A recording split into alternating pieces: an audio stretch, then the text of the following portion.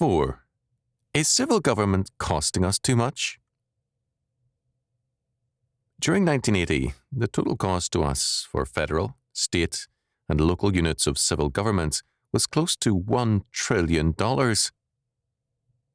The Nonpartisan Tax Foundation estimated it to be $926.7 billion. This means, as US News and World Report calculated, a cost to each American household of $11,715.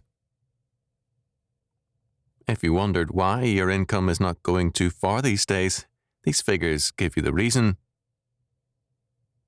Of course, not all of that $11,715 came out of your income in direct taxation, but you're paying for it, one way or another. Some of that money was a result of federal, states, or local borrowings, which you will pay for eventually. Moreover, it is a mistake to assume that much of these tax funds came from taxes on corporations and businesses. The people pay all taxes. Any tax on gasoline, an automobile, a refrigerator, or anything else is simply added to the price of the merchandise and passed on to us. Since the manufacturer's total profits are something like 3 to 5% per unit, they cannot afford to pay the taxes unless they are passed on to the consumer. The result is inflation. Inflation is a made-in-Washington product. It's popular with politicians to blame inflation on capital and labor or on the people, but it is a federally created product. In fact, almost the only thing the various national governments of the world do well these days is to create inflation, a highly undesirable product. Various economists will give us differing estimates on the inflation rates in 1980 from 12 to 16%. Unless you have a salary or income increase to match the rate of inflation, you're in trouble. In fact, most of us are in trouble because of federally created inflation. Inflation erodes confidence in civil government. It creates social unrest and decay.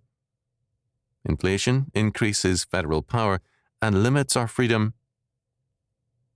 In virtually every area of life, inflation exercises a deadly influence.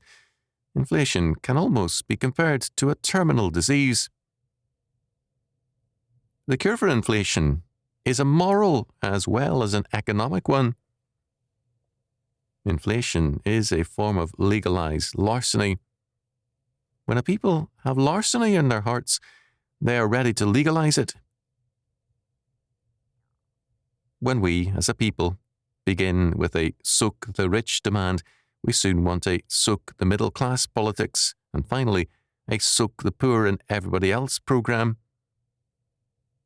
The result is the triumph of the politics of envy and inflation. There's a relationship between sound money and sound morality. Today, we have neither. We cannot have the one without the other. We cannot have a sound morality which asks others to pay the price for our moral concerns. Morality begins at home, in our own lives, not in our demands on others.